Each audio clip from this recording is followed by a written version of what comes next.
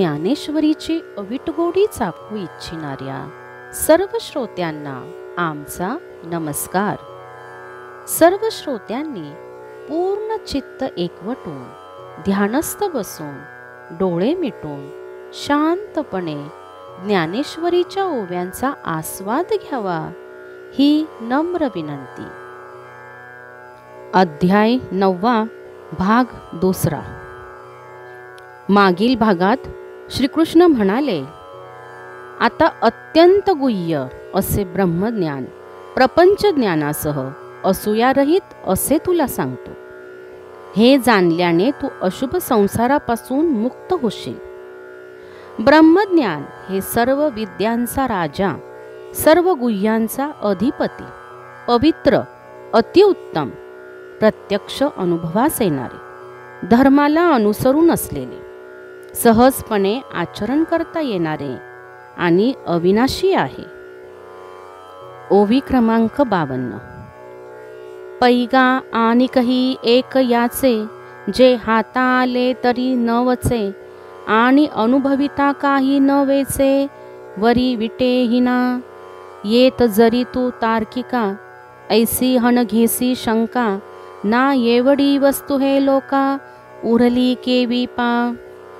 श्रीकृष्ण म्हणाले, अरे या ज्ञानाचे एक वैशिष्ट्य आहे, जे हातात आले असता नाश पावत नाही, अनुभव घेतल्याने त्याची गोडी कमी होत नाही, शिवाय त्यात विकारही उत्पन्न होत नाही। हे तर्ककुशल अर्जुना, येथे तू अशी शंका घेशील की एवढी अनमोल वस्तू असेल तर लोकांनी उपभोग घेतल्या वाचून शिल्लक कशी काय राहिली। एकोत्तरे याच्या वाडी, जे जळतीये आगी घालिती उडी, ते अनायासे स्वगोडी सांडिती केवी, तरी पवित्र आणि रम्य, तेवीची सुखोपायेचे गम्य, आणि स्वसुख परिधर्म्य, वरी आपण पाजोडे, ऐसा अवघाची सुरवाडू आहे, तरी जना हाती केवी उरोल आहे, हा शंकेचा ठाव किर होये, परी न धरावी तुआ। जे लोक आपल्या द्रव्याची एक एक पैशांनी वाढ होत असेल तर जळत्या आगीत उडी मारतील, ते लोक मग कष्टावाचून प्राप्त होणारी आत्मसुखाची गोडी ती कशी बरे गमावतील। मग जे पवित्र आणि सुंदर आहे, तसेच सुलभ उपायांनी प्राप्त होणारे आहे, आणि धर्मानुकूल असून आत्मतत्वाची प्राप्ती करून देते, अशा प्रकारे सर्व बाजूंनी त्यात सुख सामावले आहे, तरी ते ज्ञान लोकांना मिळाल्या वाचून कसे काय राहिले। तुझ्या शंकेला जागा आहे, परंतु तू शंका घेऊ नकोस। पाहे पा दूध पवित्र आणि गोड, पासी त्वचेचिया पदरा आड, परी ते अव्हेरुणी गोचिड, अशुद्ध काय नेघती, का कमलकंदा आणि दर्दुरी, नांदणूक एकेची घरी, परी परागू सेविजे भ्रमरी, जवळीला चिखलूची उरे, ना तरी निदैवाच्या परिवरी, लोह्या ऋतलिया आहाती सहस्त्रवरी, परी तेथ बैसोनी उपवासू करी, का दरिद्री जिये, तैसा हृदयामध्ये मी रामू, असता सर्व सुखाचा आरामू, की भ्रांतासी कामू विषयावरी, बहु मृगजळ देखोनी डोळा, थुंकीजे अमृताचा गिळिता गळाळा, तोडिला परिसू बांधिला गळा, शुक्ती का लाभे, तैसी अहम्मतेचिये लवडसवडी, माते न पवतीची बापुडी, म्हणून जन्म मरणाची दुथडी, डहुळीते ठेली, एरवी मी तरी कैसा, मुखाप्रती भानुका जैसा, कही नसे न दिसे ऐसा, वाणीची नव्हे। अरे असे पहा की गायीचे दूध पवित्र आणि मधुर असते, आणि ते स्तनाच्या कातडीच्या पदराआड असते, परंतु गोचिड ते टाळून रक्त पित नाही का। अथवा कमलकंद आणि बेडूक यांचे वास्तव्य जलाशयात एकाच ठिकाणी असते, परंतु भुंगे दुसरीकडून येऊन कमळातील परागसेवन करतात, आणि बेडकांच्या वाट्याला चिखल येतो. किंवा एखाद्या अभाग्याच्या घरात हजारो सुवर्णमोहरा पुरलेल्या असताना तो त्याच घरात राहून उपासमार सोसतो, दारिद्र्यात जीवन जगतो. त्याप्रमाणे अंतःकरणात सर्व सुखाचा ठेवा असा मी आत्माराम प्रत्यक्ष असता मूर्ख लोक सुखप्राप्तीसाठी विषयाकडेच धाव घेतात. अथांग मृगजळ पाहून गिळत असलेला अमृताचा घोट थुंकून टाकावा, अथवा शिंपल्या सापडल्यामुळे गळ्यातील परीस तोडून टाकावा. त्याप्रमाणे मी आणि माझे या नादात दंग झालेले ते दीन लोक माझ्यापर्यंत पोहोचत नाहीत. म्हणून जन्म मरण या दोन काठ असलेल्या नदीत गटांगळ्या खात राहिले आहेत. एरवी मी कसा आहे तर तोंडासमोर सूर्य असावा असा, तसा मी सर्वांना नेहमीच समोर आहे. तो सूर्य कधी मेघपटलाने तर रात्रीच्या प्रहरी दिसत नाही.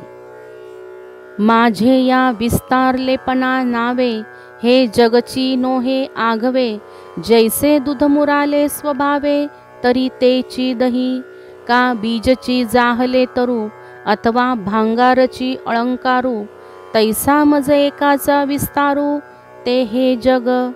हे अव्यक्तपणे थिजले तेची मग विश्वाकारे वो थिजले, तैसे अमृतमूर्ती मिया विस्तारले त्रैलोक्य जाणे. महदादी देहांते ये अशेषे ही भूते, परी माझ्या ठाई बिंबते जैसे जळी फेन. परी तया फेनांतू पाहता, जेवी जळ न दिसे पंडू सुता, नातरी स्वप्नीची अनेकता चेईलिया नोहिजे. तैसी भूते इये माझ्या ठाई, बिंबती तया माझी मी नाही. या उपपत्ती तुझ पाही, सांगितलिया मागा.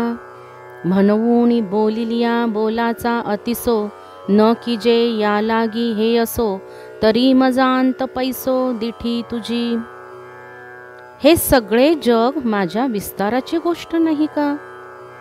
ज्याप्रमाणे दूध विरजले की त्याचे स्वाभाविकच दही होते, किंवा बीजातून वृक्ष प्रकट होतो, अथवा सोने अलंकाराचे रूप घेते, त्याप्रमाणे माझ्या एकट्याचा विस्तार म्हणजे हे जग आहे. हे अव्यक्त रूपाने थिजलेले माझे निराकार तत्व विश्वाच्या आकाराने विस्तार पावले असे समज. पाण्यावर जसा फेस भासतो त्याप्रमाणे महत्तत्वापासून देहापर्यंत सर्व भूते माझ्या ठाई भासतात. परंतु फेसाच्या आत ज्याप्रमाणे पाणी दिसत नाही, किंवा स्वप्न स्थितीतील विविधता जागृतीत दिसत नाही, त्याप्रमाणे ही भूते माझ्या ठिकाणी भासमान होतात. परंतु मी त्यात नसतो असा विचार तुला मी मागेच सांगितला आहे, हे लक्षात घे. तेव्हा पूर्वी सांगितलेल्याची पुनरावृत्ती नको, इतकेच पुरे. तर तुझी दृष्टी माझ्या स्वरूपात प्रवेश करून विस्तारली पाहिजे. अव्यक्त रूपाने मी हे सर्व ब्रह्मांड व्यापलेले आहे. सर्व भूते माझ्या ठिकाणी स्थित आहेत, पण मी त्यांच्या ठिकाणी स्थित नाही. आमुचा प्रकृती पैलीकडील भावो, जरी कल्पने विन लागसी पाहो, तरी मज माझी भूते हे ही वावो, जे मी सर्व म्हणूनी. एरवी संकल्पाचिया सांज वेळे, नावेक तिमिरे जती बुद्धीचे डोळे, म्हणून अखंडित परिजावळे, भूत भिन्न ऐसे देखे.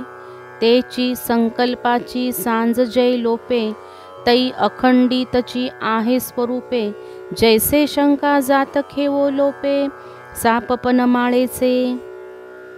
महामायेच्या पलीकडे माझे स्वरूप कल्पना टाकून पाहिले तर सर्व प्राणी माझ्यात आहेत हे म्हणणे देखील व्यर्थ आहे.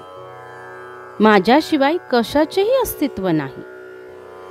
परब्रह्माच्या ठिकाणचे कल्पनारूपी ज्ञान अज्ञानाच्या अंधुक सायंकाळी बुद्धीचे ज्ञानचक्षु मंद होतात. म्हणून विकारहीन अकारहीन असलेले परब्रह्म अविद्यारूपी सायंकाळी सर्व प्राणिजात परब्रह्माहून भिन्न भासू लागते. परंतु तीच कल्पनारूपी सायंकाळ नाहीशी झाली म्हणजे ज्याप्रमाणे सर्व शंका दूर होतात. अर्धवट प्रकाशात दोरीवर झालेला सर्पाचा भास नाहीसा होतो आणि मी परमात्मा आहे त्या अखंड स्वरूपात आपण असतो. एरवी तरी भूमी अंतुनी स्वयंभू, काय घडे या गाडगे यांचे निघती कोंबू, परी ते कुलालमतीचे गर्भ उमटले की, ना तरी सागरीच्या पाणी काय तरंगाची आहाती खाणी, ते अवांतर करणी वारयाची नव्हे. पाहे पा कापसाच्या पोटी काय कापडाची होती पेटी, तो वेडितयाची दिठी कापड जाहला. जरी सोने लेणे होऊनी घडे तरी तयाचे सोनेपण न मोडे, येर अलंकार हे वरचिलीकडे लेतयाचे निभावे. एरवी तरी घडे मडक्याचे कोंब जमिनीतून आपोआप का बाहेर येतात?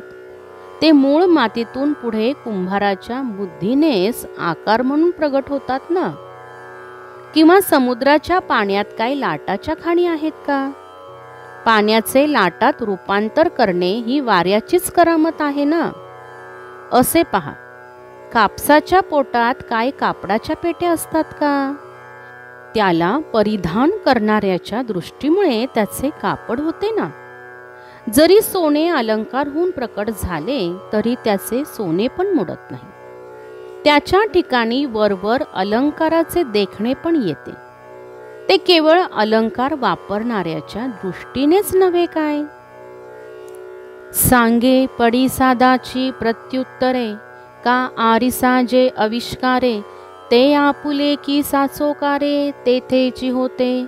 तैसे इये निर्मळे माझ्या स्वरूपी, जो भूतभावना आरोपी, तयासी तयाच्या संकल्पी भूताभासू असे.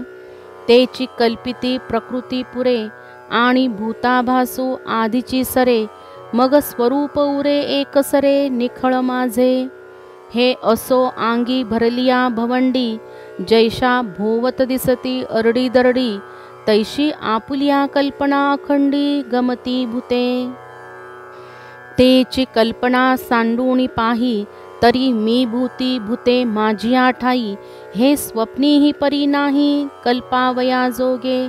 आता मी एक भूता ते धरता, अथवा भूता माझी मी असता, या संकल्प सन्निपाता आंतुलिया बोलिया. म्हणोनी पर्येसी गा प्रियोत्तमा, या परी मी विश्वेसी विश्वात्मा, जो या लटकिया भूतग्रामा भाव्यू सदा.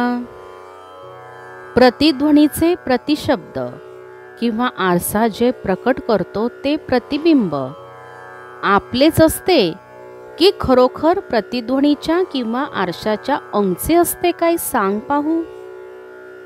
याप्रमाणे माझ्या शुद्ध स्वरूपाच्या ठिकाणी जो प्राणी मात्राच्या भावनेचा आरोप करतो त्याला त्याच्याच संकल्पामुळे प्राणी मात्राचा भास होतो. तीच कल्पना करणारी प्रेरणा संपली तर भूताभास मूळचाच मिथ्या असल्यामुळे संपुष्टात येतो. माझे निव्वळ शुद्ध अविकृत स्वरूप मात्र उरते.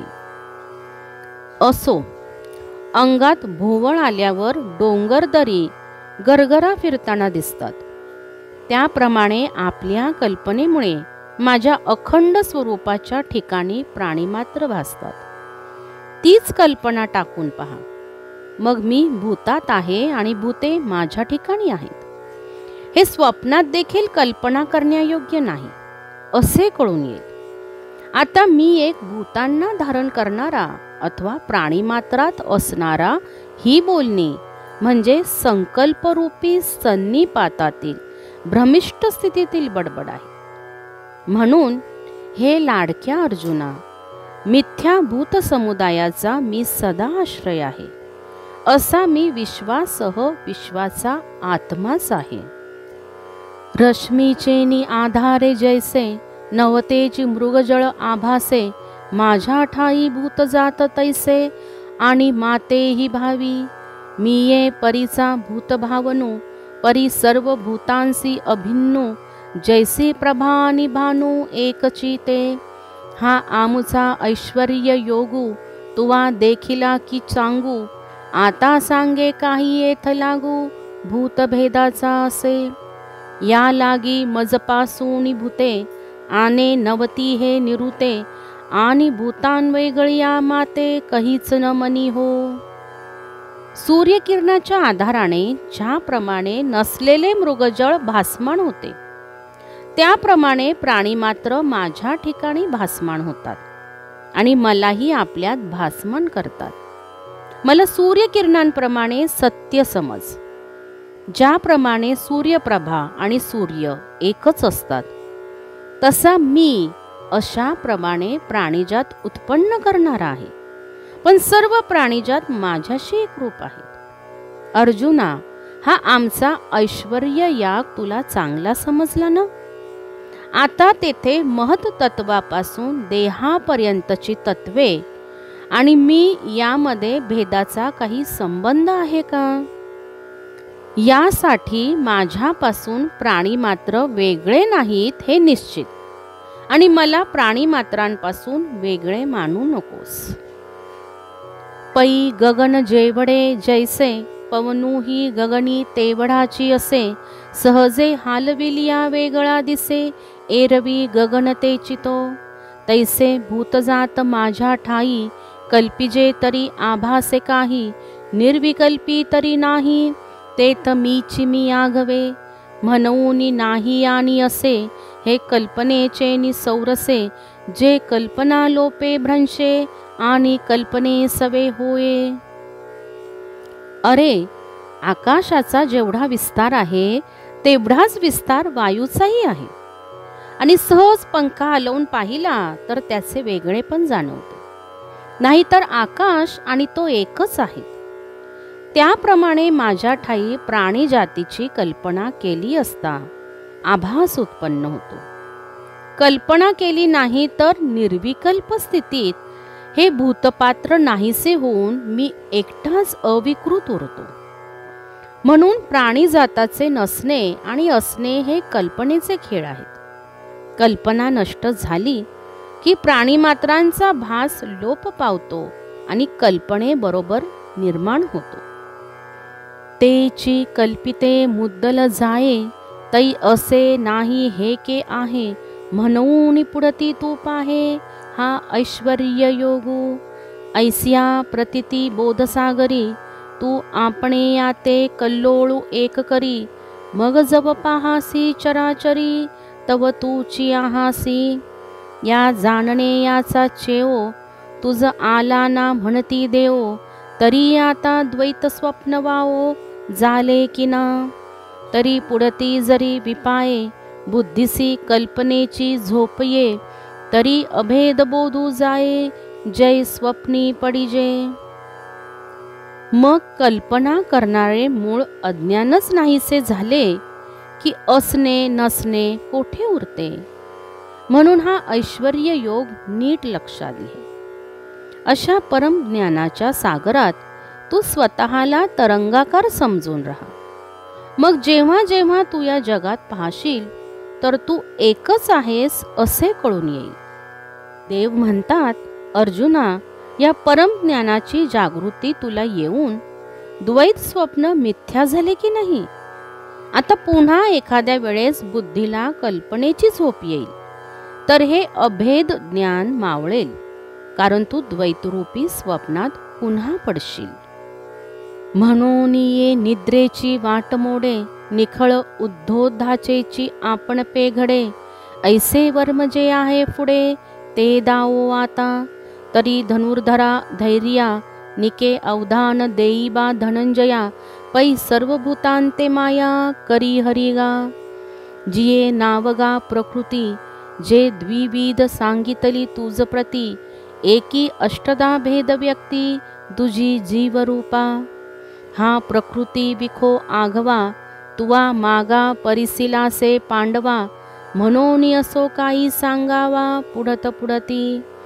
तरी ये माझी प्रकृती, महाकल्पाच्या अंती सर्व भूते अव्यक्ती ऐक्यासी येती. म्हणून या कल्पनारूपी झोपेची वाट मोडेल आणि केवळ आत्मज्ञानाची जागृती निरंतर राहील असे जे रहस्य ज्ञान ते आम्ही तुला स्पष्ट दाखविणार आहोत. तरी हे धैर्यवंत अर्जुना, चांगले लक्ष दे, कारण माया सर्व प्राणी मात्रांना उत्पन्न करते आणि त्यांचा संहारही करते. जिला प्रकृती असे म्हणतात ती तुला मी 2 प्रकारांनी सांगितली. पहिली अपरा प्रकृती 8 भिन्न स्वरूपाने स्पष्ट होते, तर दुसरी परा प्रकृती जीवरूपाने व्यक्त होते. हा सर्व प्रकृतीचा विषय तू मागे ऐकला आहेस. वारंवार कशाला सांगायला पाहिजे? तर प्रकृती म्हणतात तीही अशी.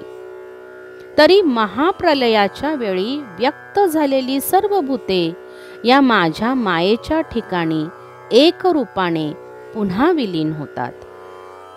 येथपर्यंत 100 ओव्या समाप्त झाल्या आहेत.